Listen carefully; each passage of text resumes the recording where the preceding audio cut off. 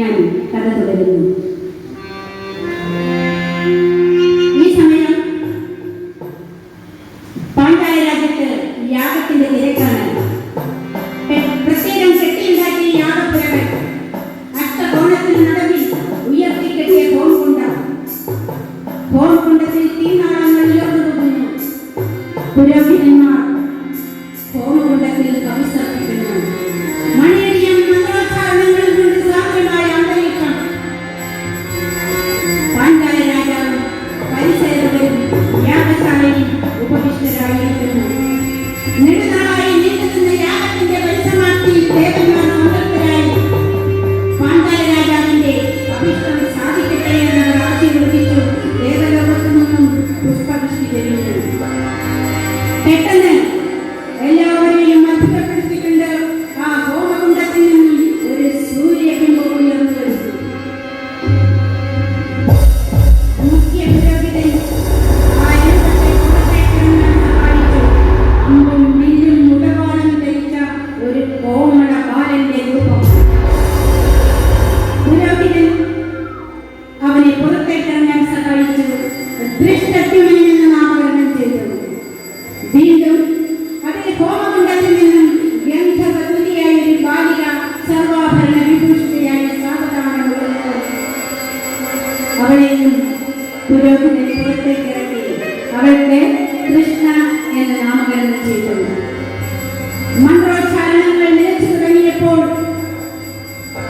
വീണ്ടും മൂന്നാമതൊരു രൂപം കൂടി ആ യാഗകുണ്ടത്തിൽ നിന്നും ഉയർന്നു വരുന്നു. പുരോഹിതൻ ആ രൂപത്തെയും പുറത്തേക്കിറങ്ങാൻ സഹായിച്ചു. അത് മറ്റാരുമായിരുന്നില്ല. സ്ത്രീയുടെ സ്വപ്നങ്ങളും അഭിലാഷങ്ങളും പൂർത്തീകരിക്കാൻ കഴിയാതെ നീറി നീറി തകർന്ന അമ്പയുടെ പുനർജന്മമായിരുന്നു അത്.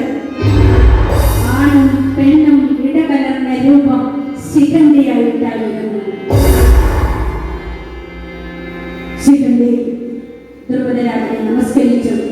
അദ്ദേഹത്തിന് അവജ്ഞ തോന്നി. ഋഷീശ്വരന്മാരെ, എന്തിനാണ് ഈ രൂപത്തെ നിങ്ങൾ പുറത്തേക്ക് വെട്ടിയത്? മഹാരാജൻ, ഇത് ഒരു ശാപത്തിന്റെ കഥയാണ്. അങ്ങനെ സ്വീകരിക്കണം. ശിഖണ്ഡി ദ്രുപദ മഹാരാജാവിനെ നമസ്കരിച്ചു. അങ്ങനെ ആ മൂന്ന് കുട്ടികളും ദ്രുപദ രാജസന്നിധിയിൽ കളിച്ചു വളരുകയാണ്.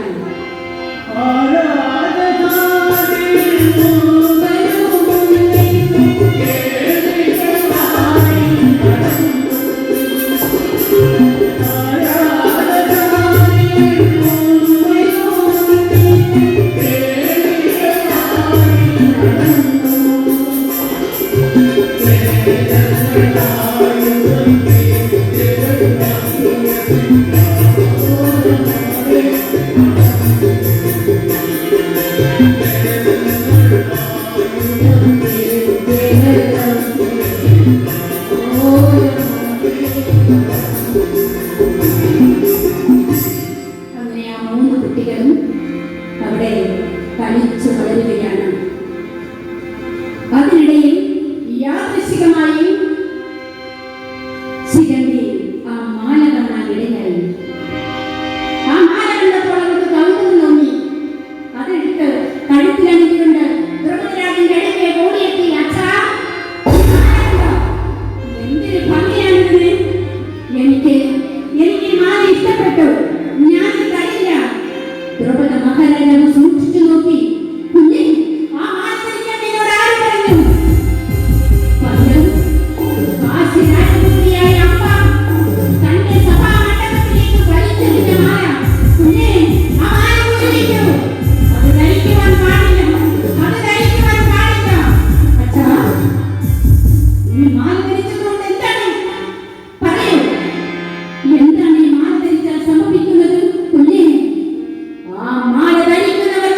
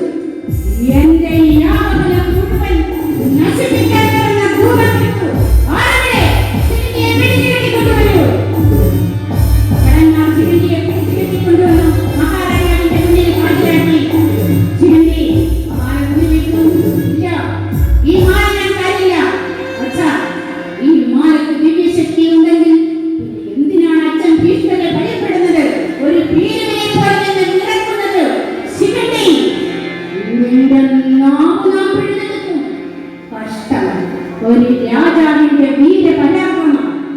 ഇല്ല, ഈ മാല ഞാൻ തരില്ല. ശിഖണ്ഡി അവിടെ നിന്ന് ഓടി മറഞ്ഞു. മഹാരാജൻ കൈകൊണ്ട് വിറച്ചു. ആരുടെ ശിഖണ്ഡിയെ പിടിച്ചെടുത്തിട്ടുവരൂ. പക്ഷേ ശിഖണ്ഡിക്ക് ദ്രുപദരാജനെ അനുസരിക്കാൻ ഭാവമില്ലായിരുന്നു. ഇവിടെ രാജ്യാതിർത്തിക്ക് വെളിയിലുള്ള വനത്തിൽ ഉപേക്ഷിക്കൂ.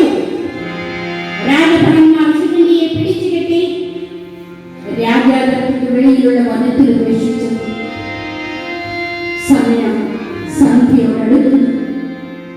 പാവം കൊട്ടാരത്തിൽ സർവ്വവിധ സുഖങ്ങളും അനുഭവിച്ച ശിഖണ്ഡി ആ ഘോര വനം കണ്ടു പേടിച്ചു വിറച്ചു. ക്രൂര മൃഗങ്ങൾ പതിയിരിക്കുന്നു. ആ വനം കണ്ട കുഞ്ഞ് സർവശക്തിയും സമ്മതിച്ചുകൊണ്ട് ഓടി. അവസാനം തളർന്നു വീണു. ബോധമറ്റ് കിടക്കുന്നു ശിഖണ്ഡി.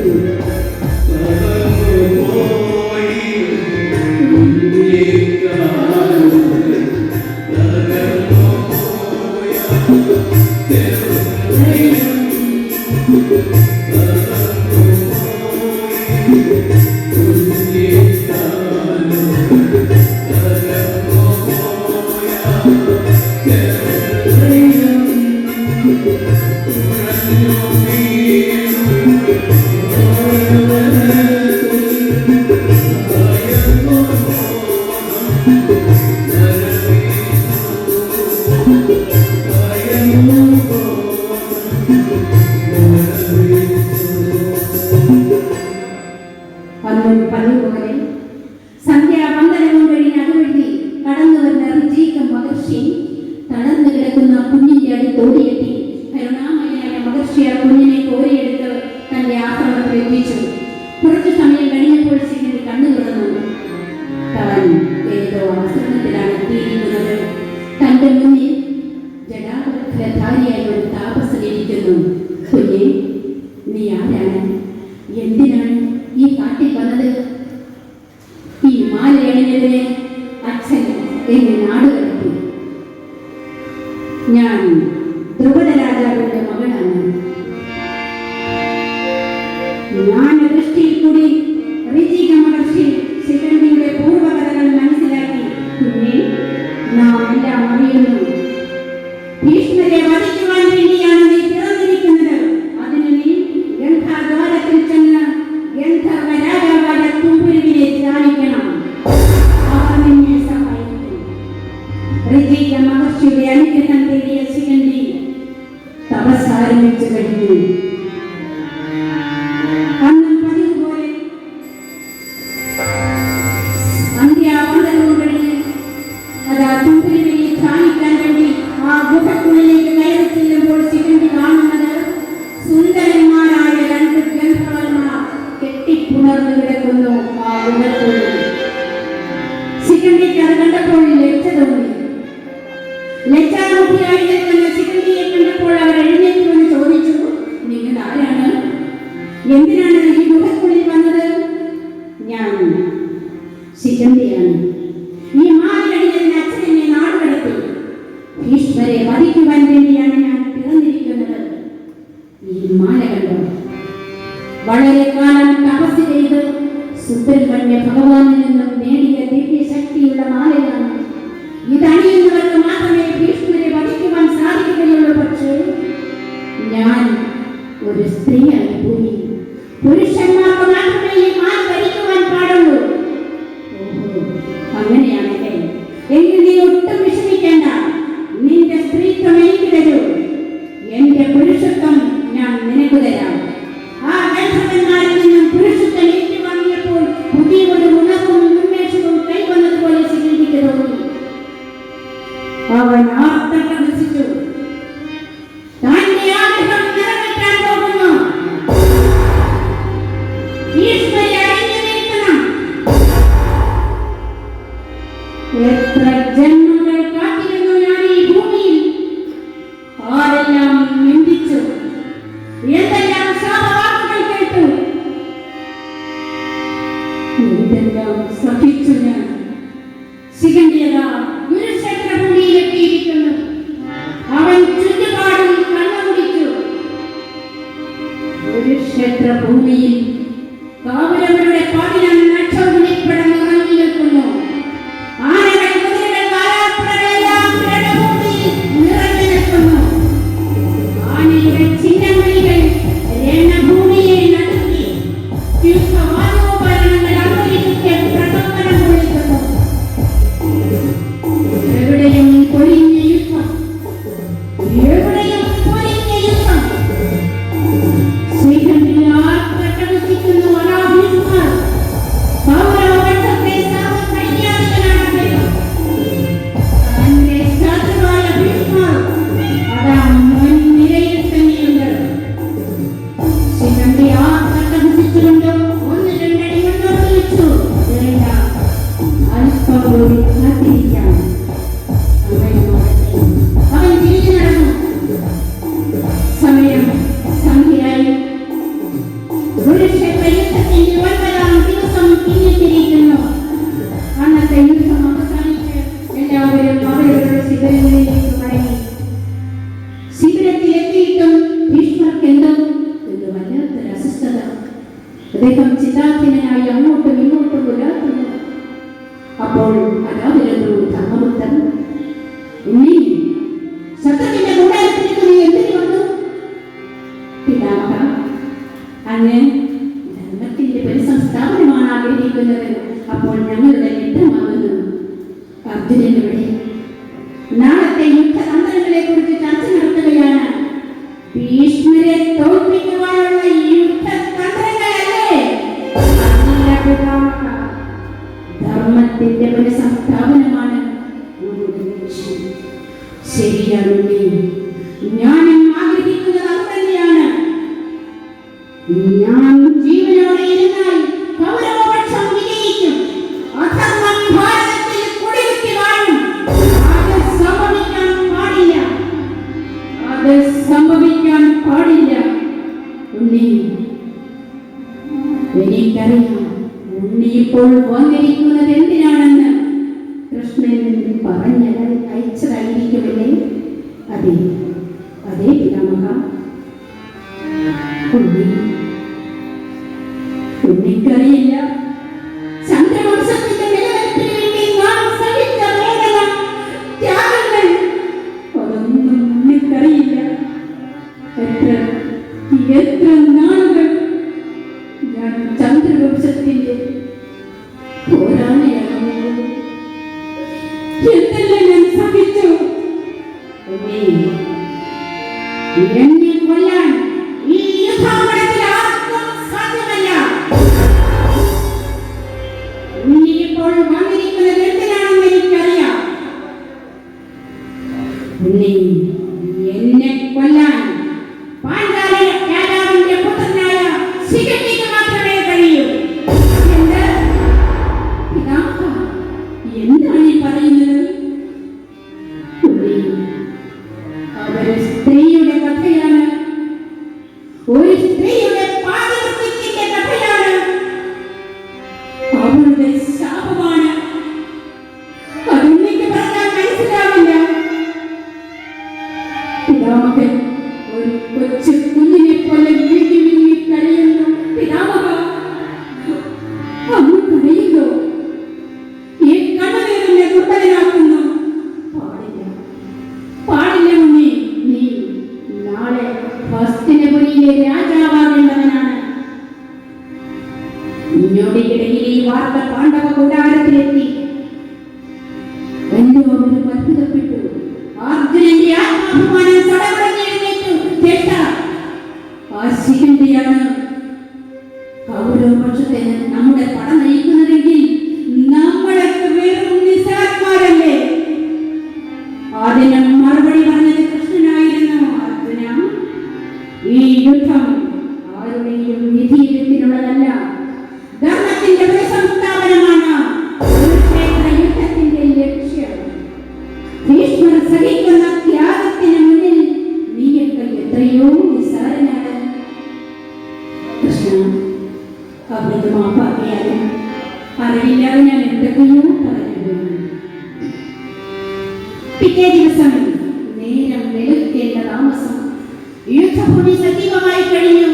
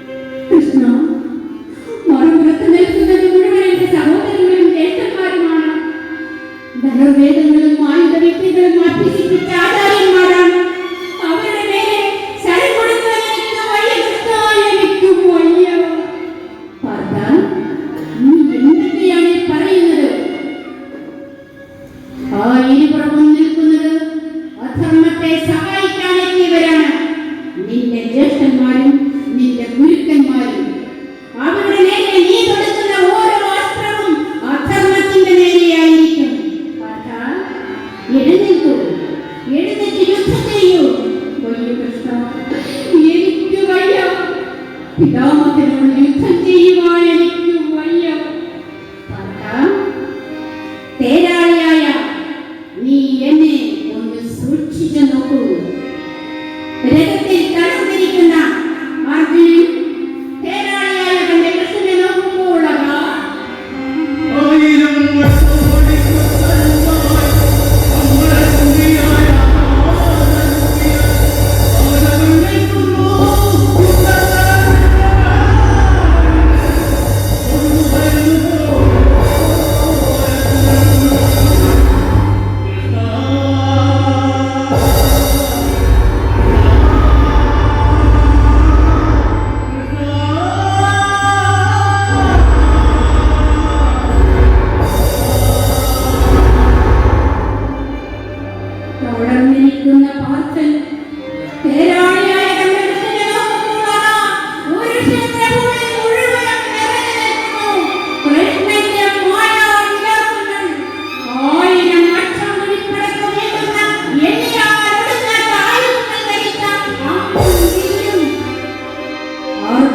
ഭയപ്പെട്ടുപോയി.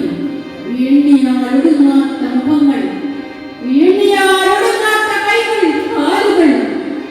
ആ ഭീകരരൂപം ഭൂമി മുഴുവനും നിറഞ്ഞു നിൽക്കുന്നു. കൃഷ്ണന്റെ മായാജാലം പാർത്ഥൻ അറിയാതെ കൈകൂപ്പി തൊഴുതു.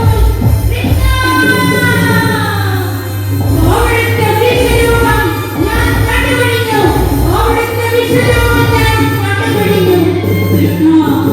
അവിടുത്തെ വിശ്വരൂപം ഞാൻ കണ്ടുപിടിച്ചു. അവിടുത്തെ വിശ്വരൂപം ഞാൻ കണ്ടുപിടിച്ചു.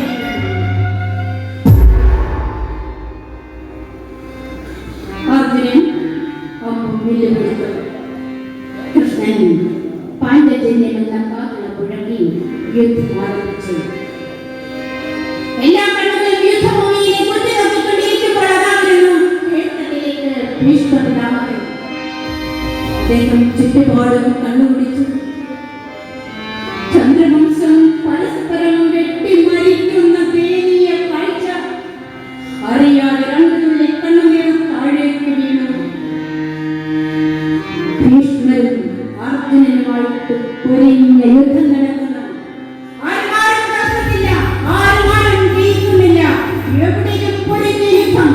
അർജുനന്റെയും ഭീഷ്മരുടെയും ആവനാഴിയിൽ നിന്നും 10,000-കണക്കിന് ശരങ്ങൾ അന്തരീക്ഷത്തെ പ്രകമ്പനം കൊള്ളിക്കുന്നു. എവിടെയും യുദ്ധം.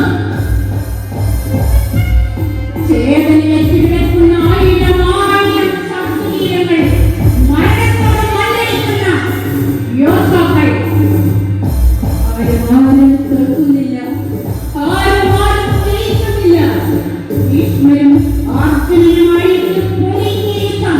പെട്ടെന്ന് അർജുനരഥത്തിന് മുന്നിൽ ശിഖണ്ഡി പ്രത്യക്ഷപ്പെട്ടു.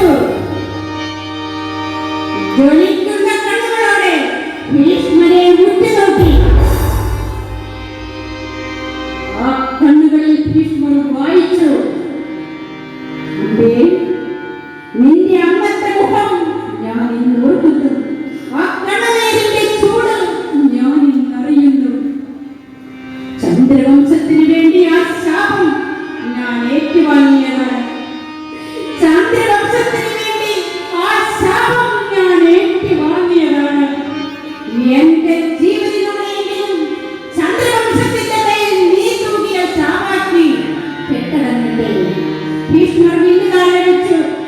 അർജുനരഥത്തിൽ നിന്നും കാട്ടുവന്ന 10,000-കണക്കിന് ശരങ്ങൾ ഭീഷ്മപിതാമഹനെ പൊതിഞ്ഞു തറച്ചു. ഭീഷ്മർ തേർച്ചട്ടിൽ നിന്നും താഴെ വീണു. ഭീഷ്മർ ശരശയ്യയിൽ കിടക്കുന്നു. ശിഖണ്ഡി ആർത്തട്ടം ദുഃഖിച്ചു. 2 ജന്മം കാത്തിരുന്ന ഒരു